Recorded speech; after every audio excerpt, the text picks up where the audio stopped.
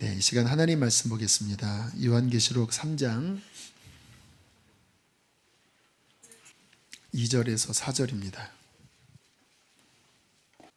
우리 한 목소리로 세 절 말씀을 읽겠습니다. 시작. 너는 일깨워 그 남은 바 죽게 된 것을 굳건하게 하라. 내 하나님 앞에 내 행위에 온전한 것을 찾지 못하였노니 그러므로 내가 어떻게 받았으며 어떻게 들었는지 생각하고 지켜 회개하라. 만일 일깨지 아니하면 내가 도둑같이 이르리니 어느 때에 내게 이르는지 내가 알지 못하리라. 그러나 사대에 그 옷을 더럽히지 아니한 자 몇 명이 내게 있어 흰옷을 입고 나와 함께 다니리니 그들은 합당한 자인 연고라. 아멘. 오늘 본문은 사대교회에게 주시는 하나님의 말씀 중에서 세 절만 발췌를 했습니다. 요한계시록에 7교회가 있는데 그 7교회는 이 시대의 모든 교회를 대표하는 교회라고 할 수 있습니다. 그런데 사대교회는 어쩌면 한국 땅, 남한 땅의 교회를 지칭하는 교회예요. 그 양태가 그렇습니다. 북한에 있는 지하교회는 어떤 교회일까요? 서머나교회. 고난 가운데 있지만 오히려 영적으로는 훨씬 부요한 생명의 면류관을 받는 교회가 북한 교회죠. 우리가 저런 영상 보면, 이런 중보기도 보면 참 불쌍하게 보이는데 영적인 눈으로 보면 고통받는 그분들이 더 복된 분이십니다. 왜요? 주 앞에 서면 더 하나님께 큰 영광을 받을 수 있기 때문에 그래요. 어떤 면에서는 부러워하셔야 합니다. 혹시 북한에 갈 마음이 있으신 분들은 보내드리겠습니다. 자, 오늘 사대교회에 대한 말씀인데 저 개인적으로 또 우리 교회에 주시는 주님의 책망의 말씀으로 좀 받고 함께 이 밤에 기도하면 좋겠어요. 오늘 3장 2절에 보면 이렇게 말씀하십니다. 너는 일깨어 그 남은 바 죽게 된 것을 굳건하게 하라 라고 말씀하세요. 너희 신앙이 죽어가고 있지 않는가 라고 경고를 하는 거예요. 그 죽어가는 것을 일깨워서 살아나게 하고 죽지 않게 하라. 마치 숨이 꺼져가는 사람에게 심폐소생술을 하고 인공호흡을 하는 것처럼 죽지 않게 일깨워라 라는 마음을 주십니다. 저는 이제 오늘까지 해서 요한계시록까지 맞춰서 신약 9번, 구약 5번을, 구약 4번인가를 마쳤는데 오늘 요한계시록 읽으면서 주님 앞에 좀 회개하는 시간을 오전에 가졌어요. 저에게 하시는 말씀 같았습니다. 너의 마음에 떨어진 것이 있지 않니? 더 굳어가기 전에 깨워야 한다 라는 성령의 책망의 음성이 제 안에 들렸습니다. 제 마음을 살펴보니까 정말 굳어가는 부분이 있더라고요. 그렇게 애를 썼는데도 연말에 돼서 제 마음 상태를 보니까 정말 어떠한 부분은 점점 생명력이 약해져가는. 그래서 하나님, 도대체 또 무엇 때문에 그랬습니까? 좀 낙심도 되더라고요, 솔직히. 또 어떻게 이런 부분들을 다시 일깨울까라고 하는 좀 안타까운 마음도 들었어요. 그러나 저는 끝까지 포기하지 않고 또 주님이 책망하시면 다시 그 말씀 앞에 저 자신을 바로 세우고 또 주님께서 원하시는 만큼의 회개를 저는 하면서 이 길을 걸어갈 것입니다. 먼저 제 영혼 살아나는 게 우선이잖아요. 그러나 저뿐만 아니라 저는 우리 성도님들과 함께 주님 앞에 책망받을 것이 없는 신앙이 되도록 채근하고 또 이러한 말씀 앞에 함께 우리 자신을 돌아보기를 원하는 것입니다. 신앙은 지키는 거예요. 한 번 믿었다고 그냥 무조건 프리패스로 살아도 되는 게 아니라 성경을 읽어보면 늘 살아있는 신앙을 유지하기 위하여 끊임없이 다시 나를 돌아보고 주님의 보혈 앞에 나아가고 다시 성령의 새로움을 늘 우리 안에 흘러 들어오게 해야 우리는 끝까지 승리할 수 있는 것입니다. 요한계시록을 읽어보면 그 7교회에게 주님이 그러한 말씀으로 주고받아요. 칭찬하는 교회도 있고 또 좋았다가 이렇게 점점 죽어가는 교회들이 있는데 그 대화를 읽어보면 주님께서 무엇을 원하시는지를 느낄 수가 있어요. 모든 신앙인들이 다 주님께 기쁨이 되는 것은 아닙니다. 모든 교회가 다 주님 앞에 영광 돌리는 것이 아니더라고요. 어떤 교회는 어떠한 신앙인은 주님 보시기에 근심이 되는, 그래서 회개를 촉구할 수밖에 없는, 책망할 수밖에 없는 그런 교회들도 있더라고요. 많아요. 주님께서 무엇을 원하시는지를 가만히 살펴보면요, 그런 걸 원하시더라고요. 왜? 주님 그 뜨겁게 사랑하는 마음 있잖아요. 처음 주님 만나고, 여기 우리 제자훈련 받으신 분들 많이 계시는데 그 제자훈련 받으면서 막 그 변화될 때 물론 힘들지만 막 회개하고 정말 이제 주 뜻대로 순종해야 되겠다, 또 전도 여행을 하고 하면서 그 마음에 주님을 향한 순전한 사랑을 갖고 있는 것, 그 사랑 때문에 헌신을 해도 힘들지 않고 기쁠 때 있죠. 왜 시치미를 떼고 이렇게 앉아 계시나요? 그럴 때 있으셨죠? 그때는 힘든 게 아니라 나 이렇게 살고 싶어. 우리 그 제자훈련 마치신 많은 분들이 겨울에, 뭐 올해도 그렇겠지만 막 전도여행 가서 그 추운 시골 자그마한 허름한 예배당에서 정말 누에고치처럼 침낭 속에 누워 자면서도 행복한 얼굴들을 제가 사진으로 봤어요. 주님이 그것을 그리워하시는 거예요. 주님은 뭐 특별한 다른 것을 원하시는 게 아니에요. 우리 안에 주님을 향한 믿음으로 인하여 그분을 향한 사랑 때문에, 그 사랑 때문에 헌신을 하는 거예요. 그런데 헌신을 해도 힘든 게 아니라 행복한 것, 그 행실을 주님께서는 가장 귀하게 보시는 것입니다. 그런데 우리의 마음이 떨어지고 우리의 마음에 온갖 헛된 세속된 것들이 들어오기 시작하면 일단 마음이 하나님과 멀어지니까 몸이 안 따라가고, 어쩔 수 없이 교회 봉사를 하니까 몸은 교회 안에 있다 할지라도 예전과 같지 않은 거예요. 기쁘지도 않고 사랑하지도 않고 감격하지도 않은, 그냥 어쩔 수 없이 끌려 나와 뭔가를 하는 그러한 모습으로 전락할 때 주님께서는 오늘 본문과 같은 말씀을 하시는 것입니다. 너 점점 죽어가고 있어. 너는 아직 그래도 살아있는 그 영적인 은혜, 나를 향한 아직 꺼지지 않는 그 마음, 지금 깜빡깜빡하고 있지만 꺼지지 않는 그것을 다시 살려서, 다시 불씨를 일으켜서 너 내 앞에 부끄러움이 없도록 다시 회복하라고 주님께서 말씀하여 주시는 것입니다.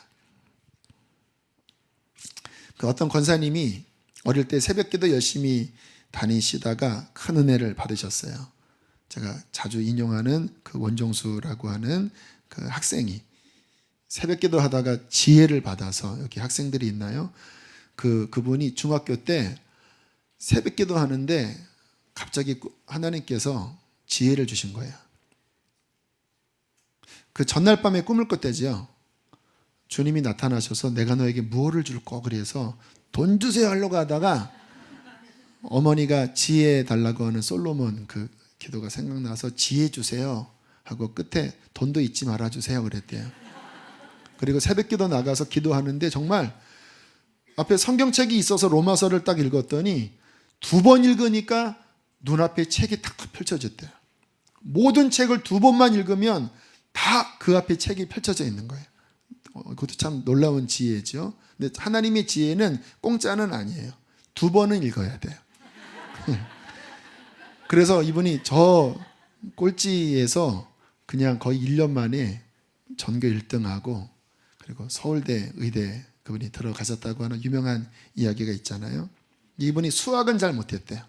왜냐하면 수학은 공식만 나오지 답은 안 나와서 그분이 미국으로 건너가서 이제 병원을 개원했는데 이분은 새벽 기도가 평생의 신앙의 고향이니까 그 미국에서도 늘 새벽 기도 먼 거리 다녔대요. 눈이 많이 온 새벽은 본인이 눈을 치워가면서 그 추운 예배당 문을 열고 들어가서 하나님 저 왔어요 하면 그렇게 주님이 자신을 따뜻하게 안아주시는 느낌이었대요. 무엇입니까? 첫사랑. 그분을 사랑하기 때문에 감사하기 때문에 아무도 새벽을 지키지 않아도 눈이 펑펑 와도 기쁨으로 가는 거예요. 주님은 그것을 가장 귀하게 보십니다. 그 사랑에서 나오는 순전한 마음에서 나오는 자발적인 사랑의 수고의 행실. 그런데 어느 날 이제 병원을 개원을 했는데 너무 잘 돼서 또 하나의 병원을 인수하면 좋겠다고 하는 상황에 주님 앞에 기도했대요. 또 하나의 병원을 인수하면 새벽 예배는 내가 드릴 수 없겠습니다. 그 대신 제가 1년에 수십만 달러 선교헌금 드리겠습니다. 주님 앞에 이야기했더니 주님이 뭐라고 그랬다고 그러시죠? 나는 네가 수십만 불 헌금 내는 것보다 이 새벽에 나와 교제하는 것을 더 원한다. 무엇이요? 하나님은 주님과의 마음과 마음에서 통하는 이 사랑의 진실한 행실과 관계를 더 원하신다라는 거예요. 마음을 지켜야 합니다, 우리들은. 이 마음에서 떨어져서 점점 행실이 죽어가고 행실이 죽어가기 이전에 점점 내 마음이 영적으로 굳어져 간다면 오늘 주님께서 책망하시는 거예요.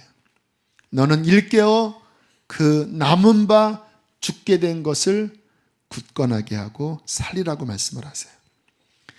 여러분, 우리가 마음을 지키면 환경에 영향을 받지 않습니다. 마음을 지키면요, 이렇게 고백할 수 있습니다. 주님 한 분이면 충분합니다. 이 마음이 하나님이 기뻐 받으시는 마음이거든요. 우리 이영표 축구 선수 이제 다 은퇴해서 지금 이제 지도자 수업을 받고 있는 것 같은데 오늘 어떻게 우연하게 우리 이영표 선수의 간증을 잠깐 들었어요. 참 귀한 형제인데요. 우리 형제의 마음을 지켰을 때 어떤 고백을 하는지 잠깐 초청하겠습니다. 이영표 형제 나와주실까요? 하고 나서 너무나 힘든 시간을 보냈습니다. 왜냐하면 선수 때에는 매번 스케줄이 있기 때문에 그 스케줄대로 움직이고 그 스케줄에서 잠시만 벗어나면 좀 해방감을 느끼곤 했어요. 그런데 이제 은퇴를 하고 나니까 제가 아침에 일어나서 매번 운동을 가야 되는데 이제 아침에 일어나서 운동을 가지 않아도 되는 상황이 일어났습니다. 그때 제가 도대체 나는 누구인가? 나는 왜 존재해야 되는가? 나는 왜 살아가야 되는가? 그때 제 마음속에 어떤 생각이 들었냐면 결국에는 하나님이다. 그러면 내가 왜 살아야 되는지, 내가 지금 존재한다면 하나님이 나를 살게 하셨는데 나를 만드신 그분께 내가 왜 살아야 되는지 물어봐야 되겠다라는 생각이 들기 시작했어요. 그래서 과연 내 사명이 뭘까? 내가 왜 살아야 될까? 그 이유가 뭘까? 그 사명에 대해서 고민하기 시작했습니다. 저는 사실은 사명이라고 하면 이런 거라고 생각했어요. 뭔가 나만 할 수 있는 어떤 특별한 일, 하나님께서 나를 위해서 예비하신 어떤 특별한 일, 저는 어떤 특별한 장소와 특별한 것을 구했는데 하나님이 저에게 이렇게 말씀하시는 거예요.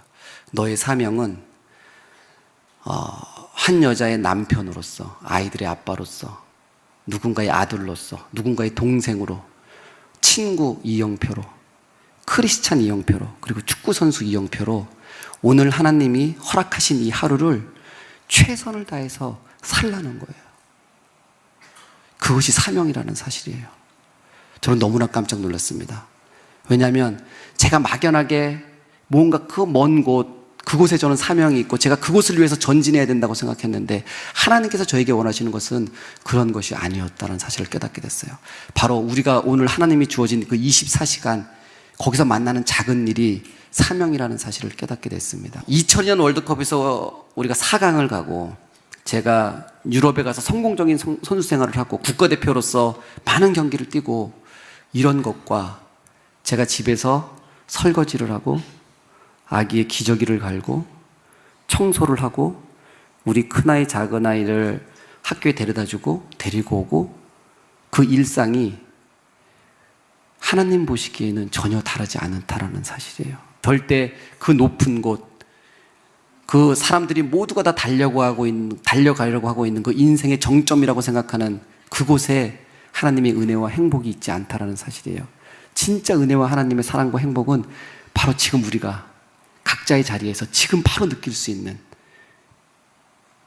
그거라고 생각합니다. 그렇기 때문에 저는 하나님이 대단하시다고 생각해요. 왜냐하면 이 세상에서 이 세상이 귀하다고 생각하는 그런 것만 한다면 소수밖에 하나님의 은혜를 느끼지 못할 텐데 하나님은 지금 이 순간에 지금 우리가 처한 상황에서 처한 공간에서 처한 환경에서 기쁨을 주실 수 있다는 사실이에요. 그것을 하나님께서 우리에게 주셨기 때문에 그렇습니다. 아멘. 제가 은퇴를 할렐루야. 마음을 지키면 이런 마음이 들어요. 뭐지요? 만족이 업적이 아니라 특별한 게 아니라 지금 나의 일상에서 그분과 동행하는 것. 아무것도 없어도 그래 내가 설거지하고 기저귀 갈고 아이들 픽업을 하고 그러나 지금 나의 삶에서 그분과 함께 동행하는 것으로 만족하는 거예요. 그러니까 신앙이 천국인 거지요.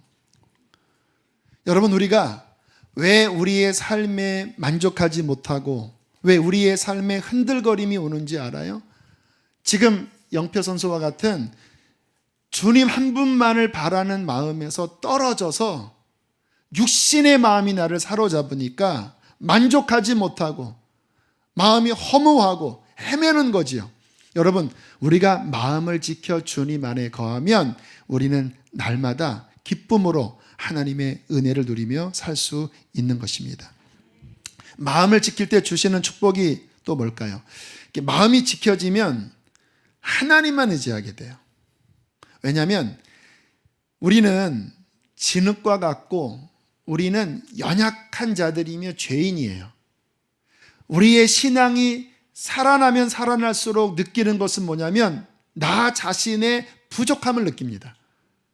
그런데 신앙이 살아있으면 내 자신의 부족함을 느끼는 것이 무엇으로 전환되냐면 매 순간 예수 그리스도만 의지하게 돼요.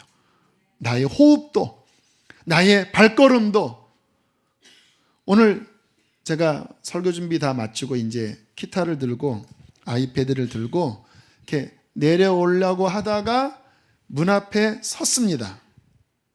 그리고 한 2분간을 서서 의지하면서 기도했어요. 하나님, 주님 도와주세요. 저 주님 없이는 아무것도 할 수 없습니다. 오늘도 영혼들을 살려주세요. 주님 의지합니다. 또 내려갈까 하다가 자꾸 제 마음속에 아니야, 좀 더 나아가야 돼. 그래서 기타 들고 아이패드 들고 끌어안은 상태에서 눈 감고 문 앞에 서서 의지했어요. 우리의 마음이 살아있으면 우리는 매 순간 하나님을 의지하며 삽니다. 그러면 그분은 의지하는 자를 결코 실망시켜 주지 않아요.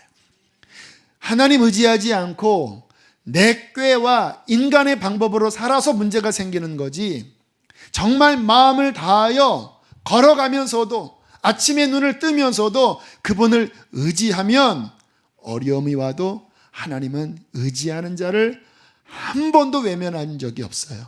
반드시 도와주세요. 이번 주 우리 교회에 하나님이 주시는 참 아름다운 은혜가 있었지요. 건축을 계속 진행하면서 마지막 뚜껑을 덮는 공정이 생각보다 까다로웠습니다.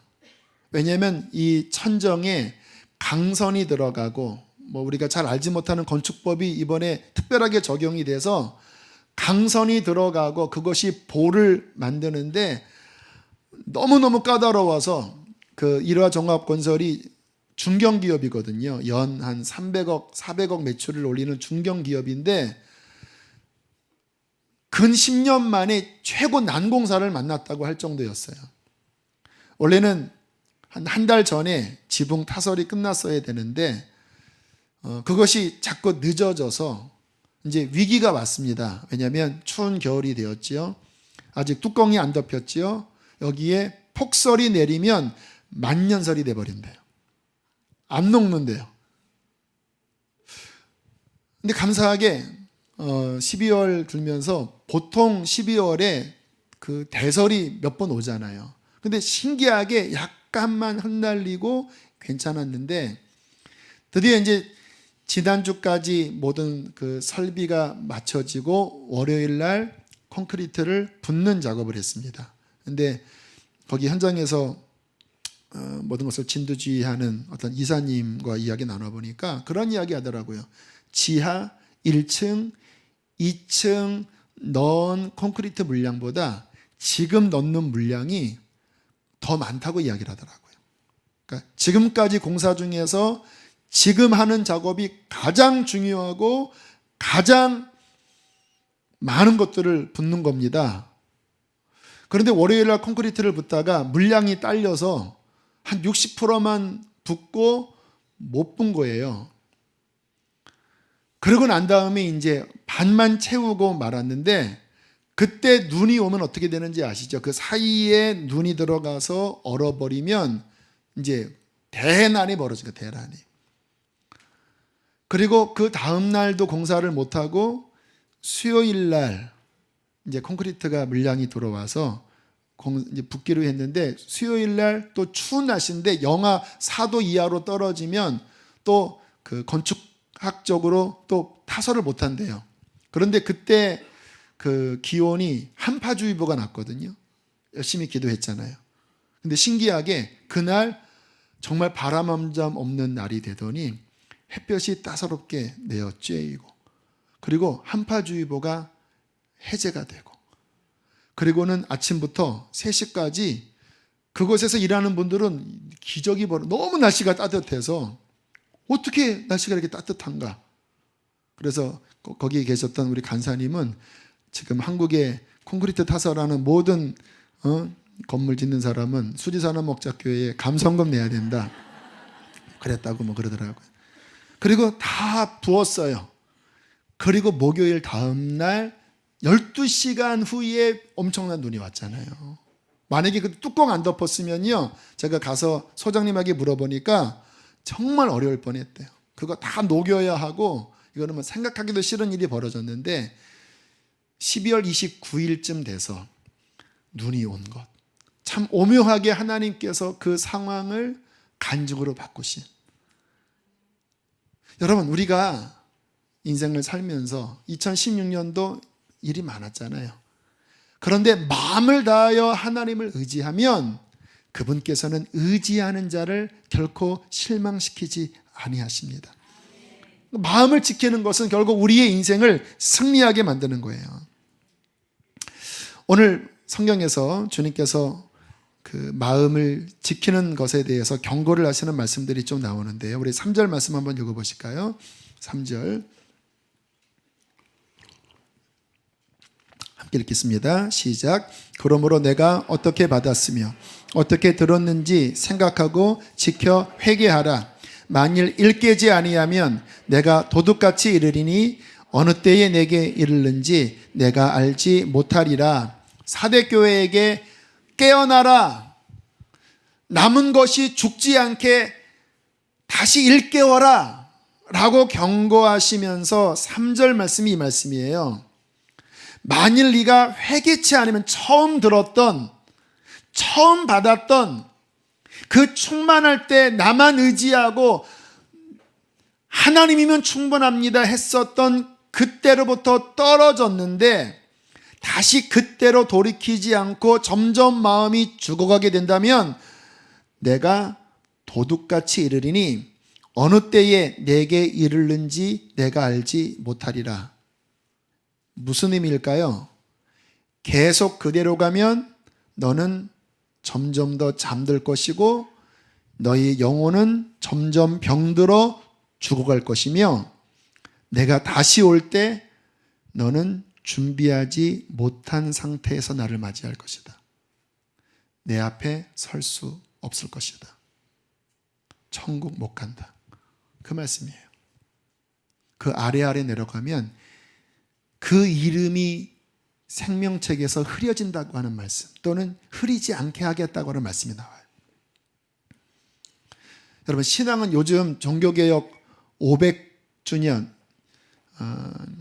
이제 내년이 종교개혁 500주년이거든요. 근데 한국교회에서 지금 그 이신층이 믿음으로 구원 얻는 것에 대한 신학적인 활발한 토론을 하고 있습니다. 왜 이런 토론을 하냐면 한국교회가 이렇게 병들게 된 원인 가운데 하나가 예수 믿고 천국 간다고 하는 것을 성경의 온전한 의미에서 이해한 게 아니라 면죄부식으로 이해했다라는 거예요. 이런 거죠. 구원이 티켓입니다. 내가 회개하고 내가 주님 믿어서 양육을 하든 제자 훈련을 받든 그때 거듭나서 티켓을 받았어요. 구원 받았잖아요. 의를 얻었잖아요. 그런데 그 다음에 이제 이것은 영원히 잃어버리지 않으니까 내가 세상 나아가서 또 죄 가운데 살고 그리고 하나님 앞에 온전히 헌신하지 않고 그래도 티켓은 내 거고 이것은 영원히 잃어버리지 않으니까 나는 어쨌든 부끄러운 구원은 받을 수 있을 거야. 이게 잘못된 가르침이었다라는 거예요. 요즘 그 백석 신학교 또 고신도 그래요. 장로교 아주 보수적인 분들도 이 부분에 대해서 신학자들이 심도 있게 논의하고 있습니다. 성경의 신앙은 뭐냐면요, 이러한 말씀들을 보면 오늘 주님께서 책망하시잖아요. 너 점점 죽어가는데 만일 일깨지 아니하면 내가 다시 올 때 너는 나를 맞이할 수 없다라고 경고하잖아요. 신앙은 뭐냐면요, 그분과 나와의 살아있는 관계입니다. 내가 주님의 은혜를 입어서 구원을 얻은 이것은 티켓이 아니에요. 그분과 나 사이에 살아있는 관계 안에서만 유효한 거예요. 내가 등을 돌리고 육신대로 살아가고 죄 가운데 살아가고 더 이상 그분과의 생명력을 잃어버린 가운데 살아가면 내가 과거에 아무리 제자 훈련 받고 아무리 그러한 뜨거운 은혜를 경험했다 할지라도 관계가 끊어지면 그 믿음은 가짜인 거예요. 성경은 버림받을 수 있다고 말씀하십니다. 사도 바울이 그런 이야기를 해요. 그 유명한 김세윤 교수라는 분이 계십니다. 웨스턴민스턴 그 굉장히 유명한 보수적인 그러한 신학교 미국에서 교수하시는 그러한 분이신데 그분이 그러한 이야기를 하세요. 장로교 쪽인데도 사도 바울 서신을 읽어보면 분명히 성도의 견인, 믿는 사람들을 하나님의 은혜로 이끄신다라고 하는 말씀도 나오지만 동시에 주님의 통치를 인정하지 않고 그 심령이 굳어져서 자기가 주인 되어 살아가는 타락의 길로 가면 구원을 잃어버릴 수 있다고 사도 바울이 분명히 이야기한다.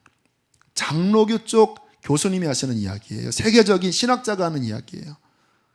그러면서 그분이 하시는 말이 분명히 성경의 견인, 하나님의 인도함이라고 하는 큰 은총이 있지만 동시에 잃어버릴 수 있다고 하는 이 둘 사이의 긴장감 중에서 어느 것도 놓치지 말고 두렵고 떨림으로 신앙생활을 해야 된다고 그렇게 요즘 장로교 측에서도 심도 있게 논의를 하고 있어요.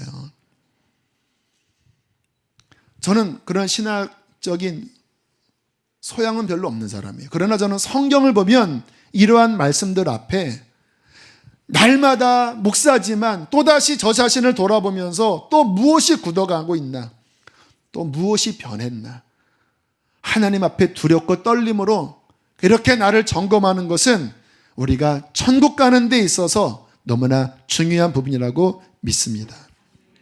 그러나 오늘 성경을 보면 주님께서 격려하는 사람들이 나와요. 우리 4절 말씀 함께 읽어보실까요? 시작.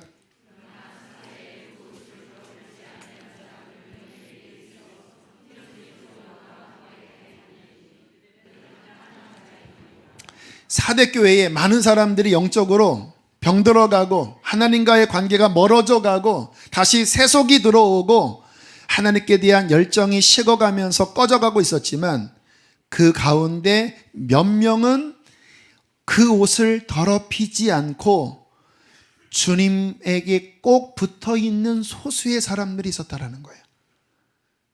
주님은 그들을 지적하시면서 그들은 내 앞에 설 수 있을 것이다 라고 말씀하십니다. 여러분, 우리는 이러한 사람들이 되어져야 돼요. 이 시대의 교회가 어두워져 가지만 우리 수지선화 목자교회는 하나님 앞에 이러한 믿음의 싸움을 힘써 싸워 꺼져가지 않는, 다시 타락의 길로 가지 않는 살아있는 믿음을 늘 유지하여 흰옷을 입고 그분과 동행하는 살아있는 신앙을 유지해야 된다는 거예요.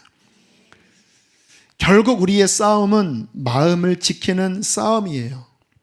신앙은 무엇입니까? 지키는 싸움을 하는 게 신앙이에요. 어떻게 지켜나갈 수 있을까요? 매일매일 싸워나가야 돼요. 하루라도 마음을 지키지 않으면 세상이 훅 들어옵니다. 하루라도 마음을 지키는 싸움을 싸우지 않으면 육신이 나를 또 사로잡아요. 그래서 어떠한 목사님은 그러더라고요. 칼날 위에 선 마음으로 이 길을 걸어간다고. 이찬수 목사님은 살얼음판 걷는 마음으로 이 길을 걸어간다고. 다니엘 김 선교사님은 자그마한 것 하나 허용하면 그 뒤로 수많은 것들이 밀려 들어오기 때문에 자그마한 것 하나도 허용하지 않도록 매일 싸우고 있다고 이야기를 하더라고요.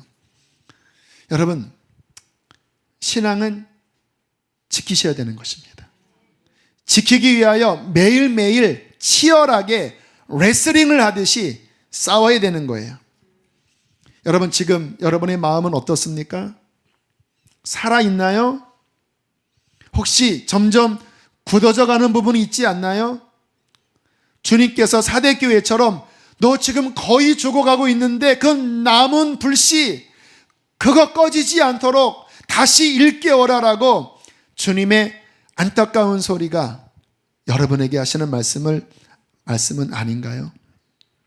어떻게 이 마음을 지킬 수 있을까? 오늘 몇 가지를 살펴보기를 원합니다. 첫 번째는요, 작은 것을 허용한 곳이 있지 않나 살펴봐야 돼요.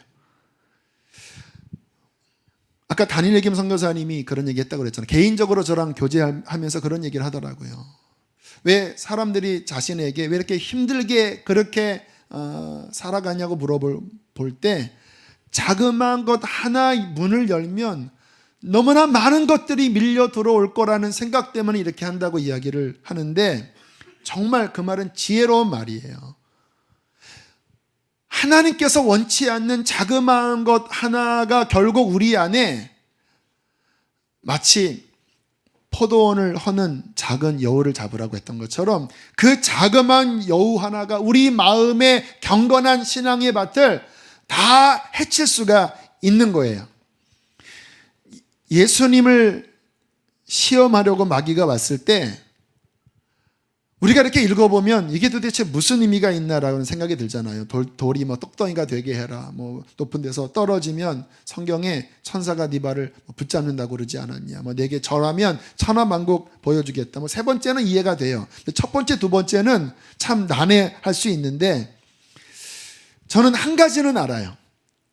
만약에 사탄이 제시했던 것을 어떠한 모양으로든 예수님이 받아들였다면 그것으로 말미암아 예수님은 이 땅에서 구원사역 할 수 없을 정도로 치명상을 받았을 거예요. 사탄이 우리에게 뭔가를 미끼를 던집니다. 저의 신앙생활을 보면요, 제가 이렇게 충만할 때 있잖아요. 막 정말 주님이면 충분하고 막 불이 타갖고 막 야 이렇게만 살면 진짜 와, 많은 사람들을 구원할 수 있겠다. 그런데요, 그럴 쯤이면요, 어김없이 묘한 미혹이 찾아와요. 이런 식으로 찾아옵니다. 막 하나님 앞에 막 근심하면서 막 회개하고 막 주님 앞에 애통한 마음을 갖고 있었거든요. 갑자기 어떤 분이 쑥 지나가면서 요즘 강 목사 너무 이렇게 우울하게 신앙생활 하는 것 같아. 너무 그렇게 우울하게 하지 마. 하고 지나가는 거예요. 그럼 그 순간 저는 그 전까지 막 애통해 하면서 막 온 마음으로 하나님 바라고 있었거든요. 우울하다고? 보기가 좋지 않다고? 그 말이 싹 들어오는 순간이요, 갑자기 헷갈리는 거예요. 이게 애통한 게 아니라 이게 우울한 칙칙한 신앙생활이네 하면서 이게 묘하게 마음이 다시 그 영적 각성에서 이게 희미해지게 되는 거예요. 여러분의 삶에 왜 침체가 왔는지 아세요? 뭔가 작은 것이 허용되어진 거예요. 그것이 누군가의 말일 수도 있고 어떠한 생각일 수도 있고 삶의 자그마한 끊었던 것들을 다시 문을 연 거거든요. 근데 그 자그마한 것 하나가 들어왔는데 영적으로 막혀버린 거예요. 무섭습니다. 그래서 이것을 지켜내는 게 쉬운 건 아니에요. 그러나 저와 여러분이 끝까지 살아있는 신앙생활을 하시려면 칼날 위에 선 마음으로, 살얼음판을 걷는 심정으로, 자그마한 것 하나라도 허용하지 않는 마음으로 주님과 나 사이에 막힘이 없는 그것을 유지하도록 우리는 날마다 싸워야 하는 것입니다.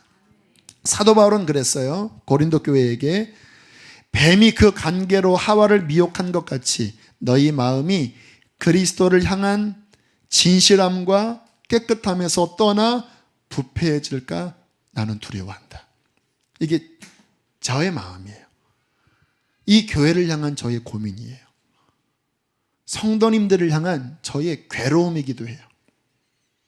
사도 바울이 순전함과 진실함이 부패하게 하는 마치 사탄이 하와를 깬 것처럼 어떠한 이상한 생각이 들어와서 더 이상 하나님께 열정을 갖지 못하게 하는 그 미혹이 너희 안에 있을까? 나는 두려워한다. 이 교회가 끝까지 하나님 앞에 쓰임 받을 수 있으려면 그러한 작은 미혹을 경계해야 합니다. 솔로몬 왕을 살펴보는 것 굉장히 중요해요. 솔로몬은 참 복된 게요, 아버지가 고속도로를 놨습니다. 아버지는 힘들게 신앙생활을 했어요. 그런데 고속도로를 놓은 거예요. 영적으로도 그렇고 육적으로도 그렇고 엄청난 것들을 이미 닦아놨기 때문에 솔로몬은 정말 포장도로를 가는 느낌이었어요. 솔로몬의 마음이 하나님께 진실했기 때문에 하나님이 솔로몬을 왕으로 세우시고 그에게 어마어마한 지혜와 그리고 성전을 짓는 특권과 또 엄청난 부귀영화를 주었지요. 그런데 하나의 문을 열어놓았습니다. 왕상 3장 1절 솔로몬이 애굽의 왕 바로와 더불어 혼인관계를 맺어 그의 딸을 맞이하고 11장 1절 바로의 딸 외에 이방의 많은 여인을 사랑하였으니 이 문 하나를 연 거예요. 작은 허용이었어요.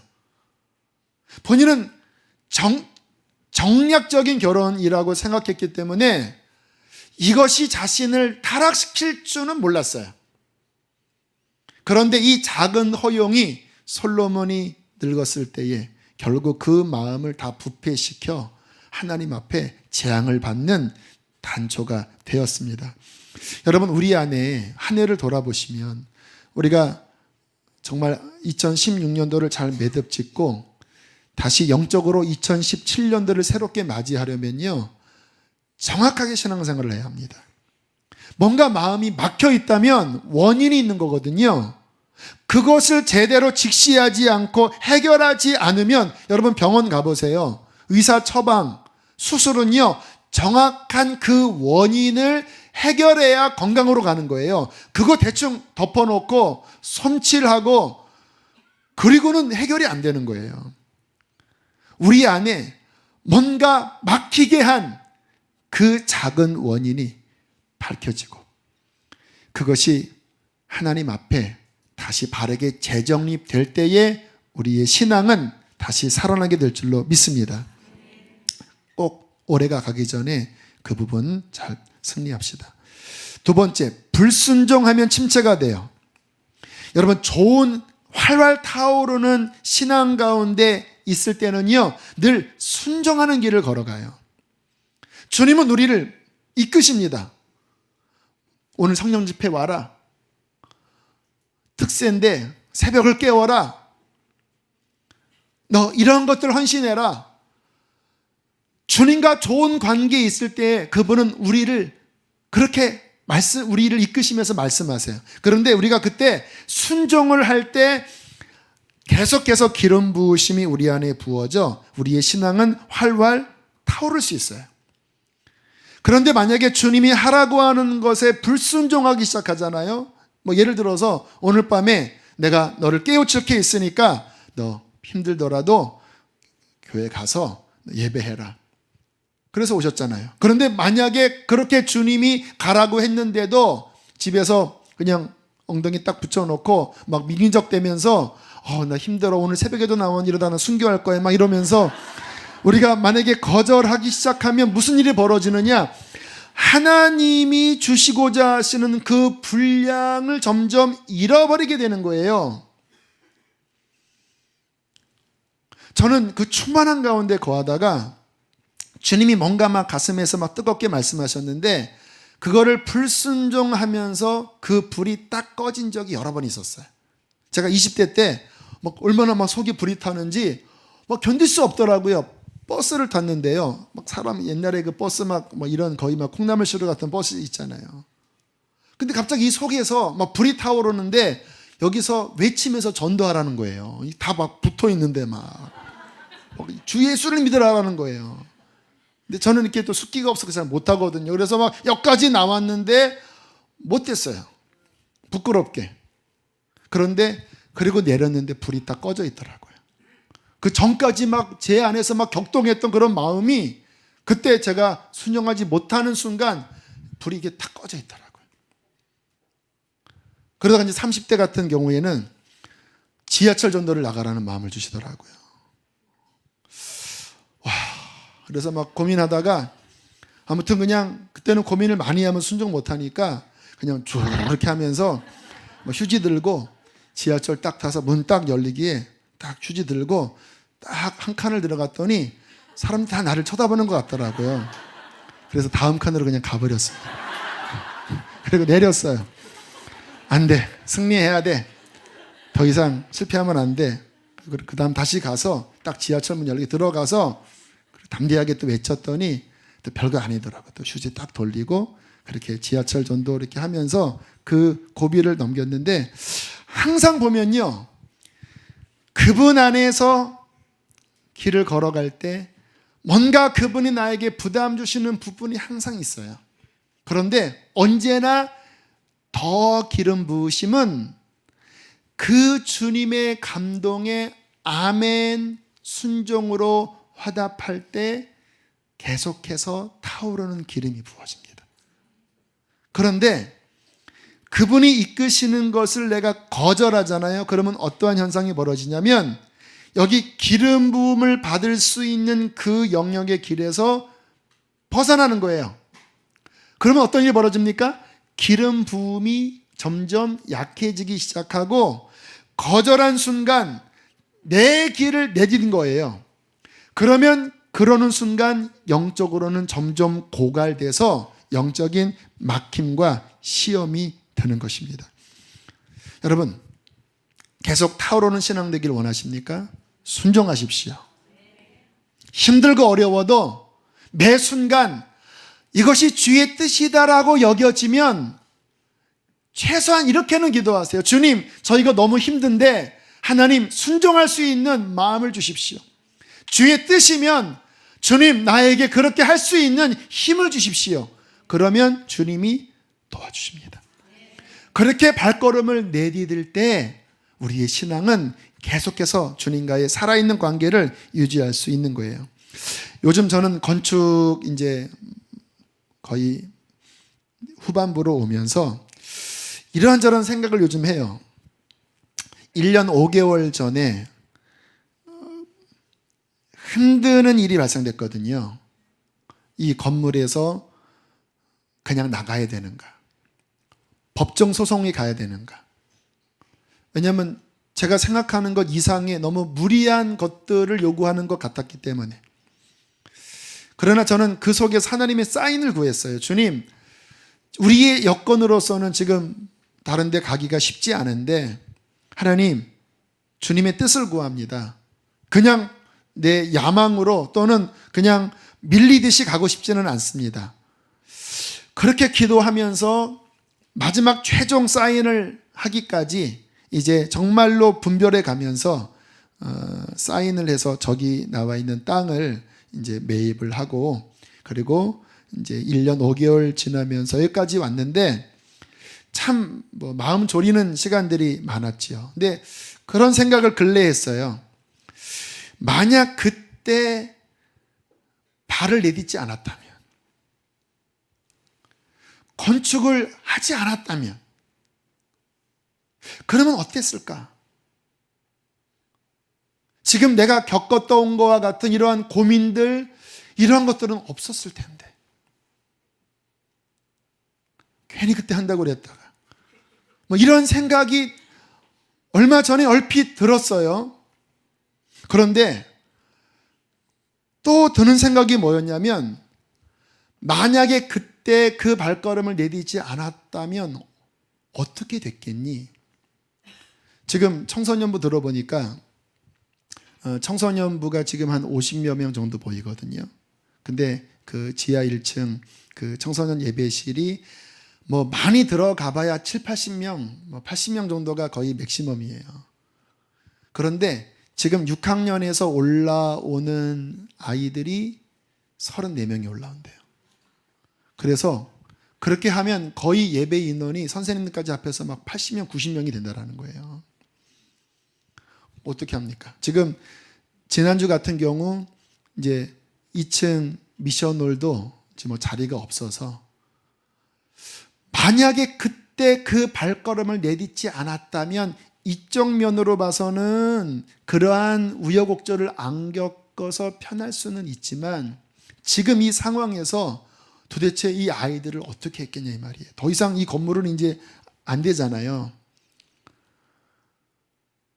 만약에 그때 순종을 하지 않았다면 내 신앙은 이러한 도전을 하지 않았기 때문에 이 지금 오늘 타설한 이러한 은혜들, 그동안 막히면서 하나님이 또 풀어주셨던 많은 그 바다를 걷는 듯한 은혜를 누리지 못했겠고, 어떠한 면에서는 이제는 갈 데도 없고 재정도 이제는 넉넉하고 그냥 여기가 졌사오니 하면서 뭔가 마음이 영적으로 안일해지지 않았을까? 그래도 1년 5개월 전에 야망이 아니라 그때 정말로 겸손히 기도해 가면서 주님이 발걸음을 내디디라고 하는 그 사인이 보였을 때 순종을 한 것이 너무나 감사하다. 여러분, 하나님께서 여러분 각자의 신앙의 분량만큼 이끄십니다. 이런 간증 듣는다고 아무렇게나 사업 팍팍 버리고 그냥 빚지고 하면 안 돼요. 저도 이게 제 체질이 아니에요. 주님이 이렇게 모시니까 저도 이렇게 지금 한 거라고 믿는데, 아무튼 각자에게 하나님께서 믿음의 모험의 발걸음을 내딛게 하십니다. 여러분, 주님을 섬겨 나가면서 늘 나의 통밥, 내가 할 수 있는 그 영역만 하면 그게 믿음입니까? 다 할 수 있는 거지. 어떤 면에서는 정말 바다에 발을 내딛어야 되기도 하고 불가능한 것 같지만 주님이 그렇게 하라는 마음을 주시면 그렇게 움직일 때 그것이 믿음이 아니겠습니까? 우리의 삶에 그러한 주님과의 관계 안에서 순종의 영역으로 나아갈 때 힘들 수는 있지만 계속적으로 살아있는 주님과의 관계를 지킬 수 있다는 거예요. 왜 꺼졌는지 아세요? 우리의 삶에 순종하지 않고 자꾸 자꾸 내 인간의 생각으로 민기적 그냥 주저앉고 그냥 나는 힘들어. 어떻게 꼭 그렇게 믿어? 하면서 멈춰 있으니까 우리의 신앙이 점점 죽어가는 것이 아니겠습니까? 어떻게 해야 될까요? 세 번째 중요한 말씀을 드립니다. 회개의 청소 작업을 반드시 해야 합니다. 저는 신앙생활을 하면서 체험적으로 이 회개가 너무나 중요함을 깨달아요. 저는 복음을 너무나 생명처럼 붙잡는 사람이에요. 20살 때부터 지금까지 성경을 읽으면서 복음을 철저하게 연구한 사람이에요. 이번에 이제 책이 2월 초선에 출간이 되는데 뭐 내용이 다른 것 없어요. 그냥 복음이에요, 복음. 로마서도 알고 복음의 원리도 알고. 하지만 회개하지 않잖아요. 아무리 복음의 승리의 진리를 알고 있다 할지라도 제 마음이 하나님 앞에서 뭔가 막혀있는 묵은 때를 회개하는 이 회개를 하지 않으면 마음이 굳어져 버리더라고요. 저는 승리의 많은 원리들을 알고 있어요. 그러나 그 승리의 원리를 사용할 수 있는 기본 조건은 회개를 통하여 정결함을 입은 상태여야 합니다. 한때 막 충만하고 그렇게 막 불탔다가도요, 뭔가 자그마한 것 하나 받아들이고 내 삶에 자그마한 것 타협하는 것 때문에 영적으로 막힌다라니까요. 제가 오늘 하나님 앞에 탄식했어요. 주님, 뭐 때문에 또 여기가 굳어 있습니까? 주님, 낙심이 되려고 합니다. 그러나 하나님, 다시 회개합니다. 이 마음을 갈아엎게 하여 주십시오. 여러분, 회개해야 승리할 수 있습니다. 회개해야 예수의 피가 적용이 됩니다. 오늘 어떤 분이 저에게 카톡으로 보혈에 대해서 그런 질문을 하더라고요. 보통 우리가 신앙생활할 때 보혈을 넣습니다. 뭐 예수의 피를 믿으면 우리는 완전히 구원받습니다. 뭐 그런 이야기들을 많이 하잖아요. 근데 그분이 저한테 그런 내용을 저한테 카톡으로 보냈어요. 진정한 회개와 순종 없이 주문처럼 보혈을 외우는 것에 대해서 회의감을 느꼈습니다. 그전 교회에서 예수의 피의 제사 때문에 한 번 믿으면 영원히 구원받는다고 하는 그러한 설교를 들으면서 마음에 고민을 가졌고 그래서 옮긴 계기가 있었습니다. 지금도 많은 사람들이 정작 순종 없이 그냥 보혈만 부르는 것, 그것이 맞는 것인가요? 그러면서 보혈에 관련된 책을 좀 소개시켜 주십시오 라고 하는 문의를 하셨어요. 제가 이렇게 대답을 했습니다. 맞습니다. 진정한 회개 없이 삶을 변화하려고 하는 순종 없이 주문 외우듯이 보혈을 부른다면 결코 보혈은 효력이 없습니다. 구약에서도 이스라엘 사람들이 회개하지 않고 피의 제사를 드릴 때 하나님은 그것을 받지 않고 거절하셨습니다. 언제나 구약에서도 피가 효력이 있을 때는 진정한 회개를 할 때 어린 양의 피가 효력이 있어서 하나님의 응답을 가져왔습니다. 사무엘상 7장에 그런 내용이 나와요. 요한일서 1장 7절에도 그가 빛 가운데 계신 것 같이 우리도 빛 가운데 행하면 그 아들 예수의 피가 우리를 깨끗게 하실 것이요. 여러분, 진짜 보혈의 능력은요, 순종할 때 역사합니다. 정말 회개하고 내 삶을 돌이키려고 하고 그의 빛 가운데로 나를 맞추려고 하는 참다운 회개가 일어날 때 예수의 보혈은 능력이 있어서 우리를 모든 불의에서 깨끗게 하실 것입니다. 근데 그런 얘기를 또 마지막 균형이 중요하니까 곁들였어요. 우리가 회개하고 순종한다 해도 나의 의로서는 하나님께 나갈 수 없어요. 그렇죠? 치우치면 안 돼요. 회개해야 보혈이 적용되지만 회개한 것만 가지고, 나의 순종만 가지고 하나님 앞에 못 나가요. 순종했다 할지라도, 회개했다 할지라도 오직 하나님 앞에 나아갈 자격은 예수의 피밖에 없습니다. 그래서 진짜 회개하는 사람들은 오직 불을 부는 예수의 피밖에 없어요. 오직 의지할 것은 예수의 피밖에 없어요. 그때 피는 역사하게 될 것입니다. 여러분, 우리가 이렇게 회개하여 예수의 피를 의지하는 것은 죽을 때까지 가져야 될 신앙의 필수적인 덕목입니다. 어느 순간 저와 여러분의 신앙생활에 회개하는 마음이 사라진다면 그거는 영적으로 심각한 문제가 생긴 거예요. 저도 어느 날 기도하는데, 어느 날 제가 목회를 하는데 제 심정에 지금과 같은 이 연말에 가슴을 아파하면서 또는 정말 힘들어하면서 내가 또 이렇게 왜 영적으로 굳어져 갔을까라고 하는 이런 회개의 모습이 사라졌다면 저는 타락한 거예요. 저는 주님 앞에 가는 그날까지 회개하는 마음 잃어버리지 않게 되기를 바랍니다. 회개가 살아있을 때 우리의 신앙생활은 살아날 수 있는 거예요. 그러나 또 하나 중요한 것이 있습니다. 회개만 가지고 안 돼요. 여러분, 신앙에 두 날개가 있습니다. 두 날개가 같이 펄럭여야 날라요. 한 날개는 회개예요. 또 한 날개는 뭔지 아세요? 뭐예요? 믿음이에요. 회개만 하면요, 계속 돕니다. 왜? 회개는 뭐냐면 나의 죄를 애통해 하는 거잖아요. 그래서 정말로 하나님 앞에 아파하면서 뭔가 몸부림을 쳐요.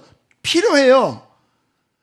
그런데 아까 그 보혈처럼 회개만 하면 안 되고, 회개의 완성은 예수 그리스도를 향한 믿음이어야 합니다. 회개는 죄를 끊는 거라면, 믿음은 뭐냐면 이제 그분의 뜻을 실행할 수 있는 힘을 주는 성령의 은혜를 공급받는 것이 바로 믿음인 것입니다. 저는 저희 교회가 회개를 강조하면서 어떤 면에서는 교우들이 이렇게 믿음의 균형을 잡지 못하고 이렇게 회개에만 몰두해서 막 정말 신앙이 계속 이렇게 힘들게만 여겨지면서 변화는 잘 안 되는데 막 죄만 괴로워하는 형태로 가는 모습을 보면서 이거는 아닌데, 이건 치우치는데 라는 생각을 했어요. 두 가지 같이 가야 합니다. 회개의 완성은 예수 그리스도에 대한 믿음입니다. 믿음은 뭐예요? 그분을 바라보는 거예요. 나는 이렇게 죄인이지만 예수의 피는 나를 이 죄에서 건졌다라는 거예요. 회개는 뭐예요? 나는 무능력하다라는 거예요. 그러나 믿음은 뭡니까? 그분은 나의 생명이라는 거예요. 이제 나는 이 죄에서 애통함으로 회개한 후에 나의 마음을 오직 예수에게로 두어 그에게 뿌리를 내리고 그를 힘입어서 그 안에 계신 성령의 능력으로 하나님의 말씀을 순종하며 걸어가는 거예요. 이 두 가지는 상호작용합니다. 회개를 깊이 하면 할수록 더 믿음으로 나아가고, 더 믿음 안에 거할 때 더 깊이 회개가 일어나고. 여러분, 이 연말에 우리의 신앙이 살아나려면 두 가지, 회개와 믿음 두 가지를 정확하게 장착하십시오. 이 두 가지가 우리 안에 치우침이 없이 날개짓을 할 때 우리는 다시 한번 굳어가는 우리의 신앙에서 살아 움직이는, 회개를 통하여 정화될 뿐만 아니라 믿음을 통하여 성령의 은혜를 공급받아 주님의 나라를 향하여 힘차게 날아오르는 아름다운 신앙이 될 것입니다. 2016년도 이제 하루 남았어요. 2017년도가 밝아옵니다. 하나님께서 이 한 해를 마무리 짓게 하시고 다시 새해 하나님의 나라를 날아오는 데 있어서 우리의 마음이 굳어지지 않도록 회개와 믿음으로 다시 한번 건강한 날갯짓으로 하나님을 향하여 나아가도록 인도하십니다. 그 은혜가 우리의 삶과 가정에 넘치게 되기를 축복합니다. 우리 함께 시간 찬양하고 기도하겠습니다. 우리 주와 같이 길 가는 것, 하나님 이 회개와 믿음으로 주님과 함께 이 찬송기를 가게 하여 주십시오. 순정하게 하여 주시고 허탄한 것들을, 허용한 것들을 버리게 하여 주시고 성령의 충만함으로 이 길을 걸어가게 해 주십시오. 우리 함께 힘차게 박수 치면서 찬양하시겠습니다.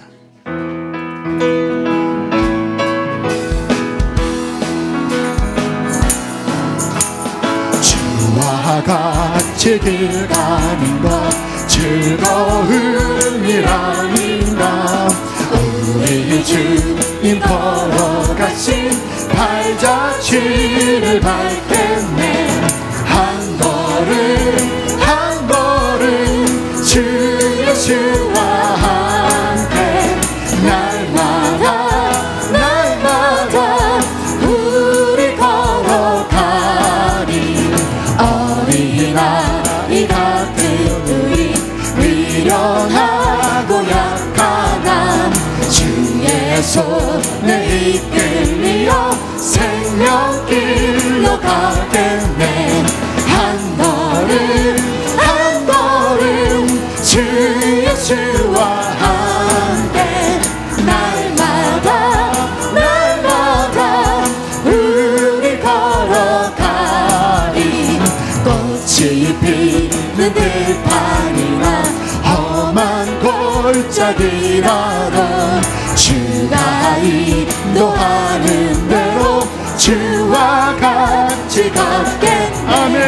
한 걸음 한 걸음 주 예수와 함께 날마다 날마다 우리 걸어가리.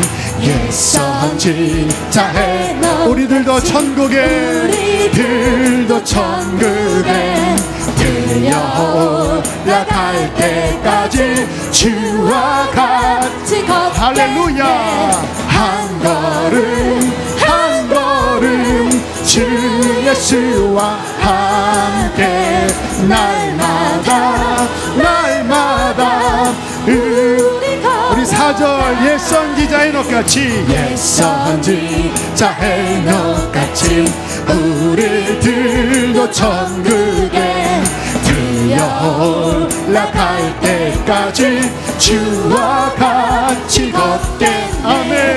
한 걸음 한 걸음 주 예수와 함께 날마다 날마다 한 번 더 한 걸음 한 걸음 한 걸음 한 걸음 주 예수와 함께 날마다 날마다 우리 걸어가리. 오직 보혈을 힘입어 하나님 앞에 나아갈 수 있습니다. 불을 꺼주시고 주님, 내가 어린 양의 피해를 힘입어 하나님 2016년도 이제 하루 앞둔 이 시간 다시 정결함을 입기를 원합니다. 오늘 말씀처럼 굳어져 있는 것 다시 일깨우게 하여 주시고 주님을 너무나 사랑하기 때문에 헌신할 수밖에 없는 그 순전함이 내 안에 회복되어지게 하여 주시옵소서. 함께 고백하시겠습니다. 보혈을 지나 보혈을 지나 하나님 품으로 보혈을 지나 아버지 품으로 보혈을 지나 하나님 품으로 한 걸음씩 우리 사모하는 마음으로 다시 한번 보혈을 지나 보혈을 지나 하나님 품으로 보혈을 지나 아버지 품으로 보혈을 지나 하나님 품으로 한 걸음씩 나아가 정기한 주보혈이 정기한 주보혈이 내 영을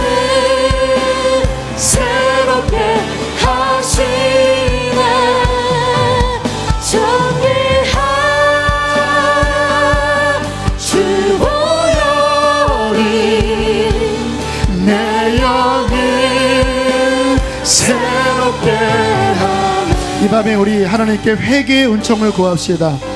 너의 죽어가는 그 나머지를 일깨우라. 죽어가지 않도록 다시 심령을 소성케 하라. 버릴 것들을 버리고 다시 결단할 것들을 결단하되 너의 힘이 아닌 예수 그리스도의 은혜를 의지하라. 하나님, 이 모습으로 2016년도를 마무리하고 싶지 않습니다. 주님, 다시 한번 내게 오셔서 기쁨을 회복하여 주시고 은혜를 회복하여 주시고 열정을 회복하여 주시옵소서. 기도의 영을 부어 주시옵소서. 주여, 크게 두 번 부르시고 회개하며 기도하시겠습니다. 주여,